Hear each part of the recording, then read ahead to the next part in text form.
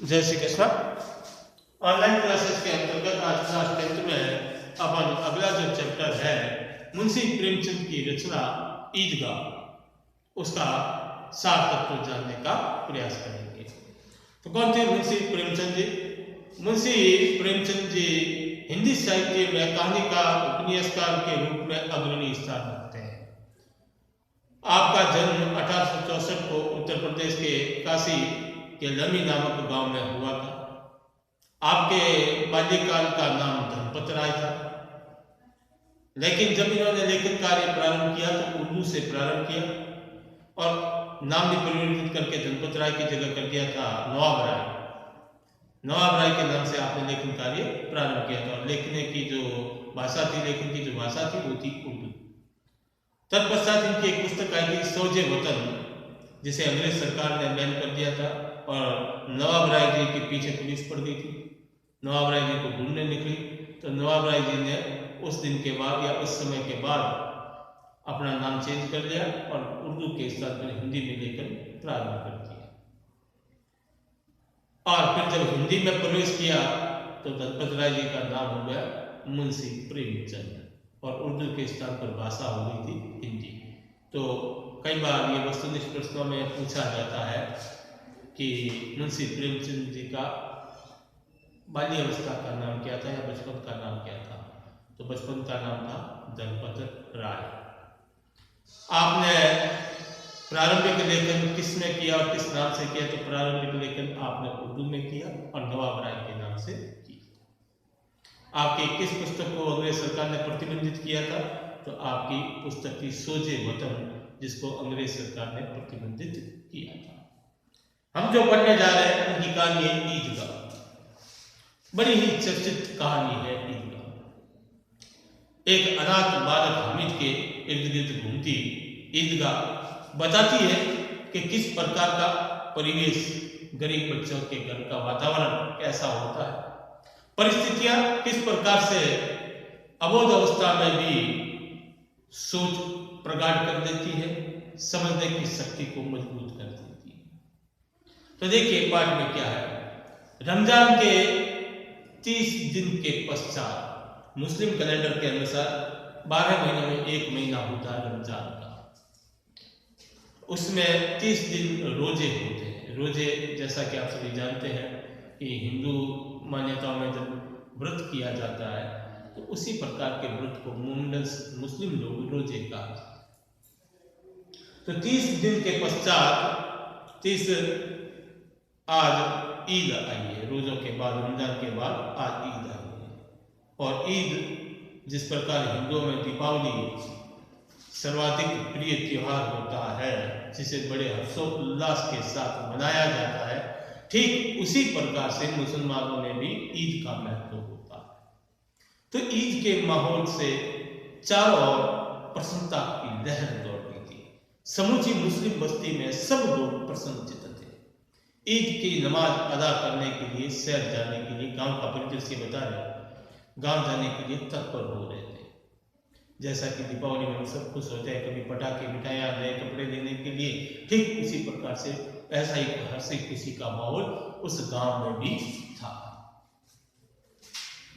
कोई अपने जूतों को तेल दे रहा है, कई दिनों से पड़े, कोई पॉलिश कर रहा है, कोई अपने बुशर्ट के बटन टांग रहा है, कोई इस्त्री कर रहा है, प्रेस कर रहा है, कोई मिठाइयाँ पका रहा है, सवैयाँ पका रहा है, कोई कुछ न किसी गतिविधियों में संलग्न है। सबको प्रसन्नता है कि ईद है और ईद की नमाज अदा करने के लिए शहर जाएंगे, वहाँ पर मेला होता है। और ग्रामीण परिवेश में मेलों का उस काल में बड़ा महत्व होता था, जिस काल में इस कहानी की रचना की गई थी, क्योंकि आपके मनोरंजन के साधन बहुत सीमित थे। उन सीमित साधनों में जब इस प्रकार के त्योहार आते थे तो वे और अधिक आनंद देने वाले होते थे, उसकी उपयोगिता और अधिक बढ़ जाती थी।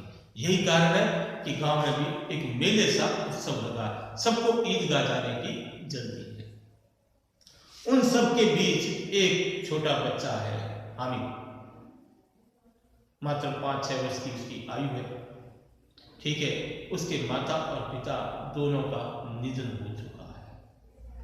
उसका लालन पालन उसकी दादी अमीना करती है और अमीना इस दिन को कोस रही है। सब लोग प्रसन्न हो रहे हैं, ईद आई है, लेकिन अमीना इस पल को कोस रही है। क्यों कोस रही है? क्योंकि उसके पास इस त्योहार को मनाने के लायक पैसे नहीं। वह अपने पोते को चाह करके भी वे तमाम खुशियां जो अन्य बालक लेंगे, वे खुशियां अपने पोते को दे नहीं सकती। इस बात का उसे दुख है, उसे पीड़ा है। इसलिए वो कहती है कि इस निगोरी ईद को इसी दिन आना था। खैर, उसके पास जो कुछ भी जमा पूंजी थी, थोड़ी बहुत 50 पैसे, 1 रुपया, वो उसी से ईद को सेलिब्रेट करने, मनाने के लिए उपाय खोज रही है। अब इस दरिद्रता में भी अमीना केवल अपना भला या अपने पोते का नहीं सोच रही है, अपितु वो ये सोचती है कि कल को हमसे कुछ मांगने वाले लोग भी आएंगे, जिनकी आशाएं हमसे बनी है। तो मैं क्या उनको मना करूंगी कि नहीं, मेरे पास पैसे नहीं है, साल में एक त्योहार आता है, इस दिन मैं मना भी नहीं कर सकती, तो कुछ उनको भी दूंगी। ये सोच बताती है कि पैसे, धन, ये सब चीजें मनुष्य की सोच को प्रभावित नहीं करते। देने की सामर्थ्यता या दूसरों के प्रति जो भाव होते हैं, वो निर्धनता में भी आ सकते हैं। एक है आधी खा लूंगी, आधी उसको दूंगी, ये भाव कभी ना आते हैं। बहरहाल अब हम देखते हैं कि ये दादी और पोता हामिद, वो भी और बालकों की भांति खुश है। वो भी शहर जाने की जिद करता है। वो भी दादी से कहता है कि मैं भी कल बालकों की टोली के साथ नमाज अदा करने ईदगाह जाऊंगा। शहर में ईदगाह वह स्थान जहाँ पर नमाज अदा की जाती है, एकत्रित होते मुसलमान। अब अमीना को ये चिंता है कि नन्ही सी जान, इतनी लंबी दूरी, कोसों पैदल चलना पड़ेगा, थक जाएगा, इसके पास तो प्रॉपर जूते भी नहीं है कि ये पहन कर जाए। लेकिन हमें इन सब चीजों से बेपरवाह है। बालकों को कभी भी आर्थिक स्थिति की टेंशन नहीं होती, पिताजी कहाँ से लेके आ रहे हैं, माताजी कहाँ से लेके आ रही है, ये चिंता नहीं होती। उन्हें तो अपने हाल में ही मस्त रहना है। उन्हें तो जो चीज चाहिए उसके लिए वो जिद कर लेते हैं। आपने पूर्व में पढ़ा था कि बालकृष्ण क्या कहते हैं, मैया मैं तो चंद खिलौने ले, मैं तो चांद को खिलौने के रूप में बालक है। अब बालकों की तो जो जिद है वो जिद है, उन्हें उन परिस्थितियों का कोई सरोकार नहीं। तो हमें भी ये कहता है कि मैं कल मेले में जाऊंगा और सब बच्चों के साथ जाऊंगा, ये जिद कर रहा है, ठीक है नहीं। अब दादी माँ उसको कैसे समझाए कि बेटा तू इतनी लंबी दूरी कैसे तय कर पाएगा, इतने पैसे भी नहीं है। हर एक बालक उस ईदगाह के मेले में जाने की तैयारी कर रहे हैं। तो बाकी जो बच्चे थे जो साल भर अपने एक एक पैसे को जोड़ जोड़ करके रखा था, वे पैसे आज बार बार काउंट कर रहे हैं। कोई कह रहा है मेरे पास 15 पैसे है, कोई कह रहा है मेरे पास 20 पैसे है, कोई कह रहा है 30 है। जैसे उनके पास बहुत बड़ा कुबेर का खजाना हो गया हो कि उन पैसों को बार बार, ये एक स्वाभाविक प्रक्रिया होती है छोटे बालकों की। अपनी चीज हो और जो प्रिय हो उनमें बड़े चाव से दूसरों को भी दिखाते हैं और खुद भी उसे बार बार निहारते रहते हैं। तो चारों ओर हंसी खुशी का माहौल है, सब लोग तैयारी करने के लिए। और इधर ये बालकों की टोली अपनी ओर से भी तैयारी कर कल मेले में जाने की। अगला दिन होता है प्रातःकाल, सब लोग फटाफट अपने अपने काम को निपटा करके ईदगाह जाने की तैयारी कर रहे हैं। बालक सर्वप्रथम तैयार हो जाते हैं। आपने ये देखा होगा कि जब कभी कहीं जाना हो या आना हो घूमने फिरने, तो बालक सबसे ज्यादा उत्साही होते हैं। उन्हें रात को नींद नहीं आती और सवेरे आप देखोगे यूं तो भले 10 बजे तक सोए हो, लेकिन जिस दिन कहीं जाना हो तो समय से कई घंटों पूर्व जग जाते हैं। उन्हें ये लगता है कि बड़े अभी तक सो क्यों रहे, बड़े अभी तक काम में देर क्यों कर रहे हैं, अब तो इनको निकल जाना चाहिए, अब तो इनको चलना चाहिए। तो कुछ ऐसी ही बालकों में वो प्रतिक्रिया हो रही है कि क्यों जल्दी जल्दी हो, एक बड़े लोग काम नहीं निपटाते, चलना है चलना है। अंततः सब बालकों की टोली ईदगाह जाने के लिए प्रस्थान करती है और उनके साथ वो अबोध आयु का बालक हामिद भी है।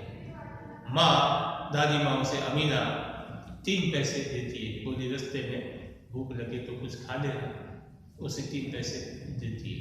हामिद भी आर्थिक विपन्नताओं से विमुख, वो भी प्रसन्नचित्त है, मशगूल है और बालकों की टोली के साथ ईदगाह जाने की ये प्रस्ताव करते हैं। तो रास्ते में क्या क्या चीजें देखते हैं, क्या क्या होता है, वो अपन कल की कक्षा में चर्चा करेंगे कि बालकों की टोली जब गांव से ईदगाह की ओर प्रस्थान करती है और ईदगाह पहुंचने तक मध्य में क्या क्या चीजें घटित होती है, क्या कैसा व्यवहार होता है, वो अपन कल की क्लास में करेंगे। आज के लिए इतना ही। धन्यवाद। जय श्री कृष्ण।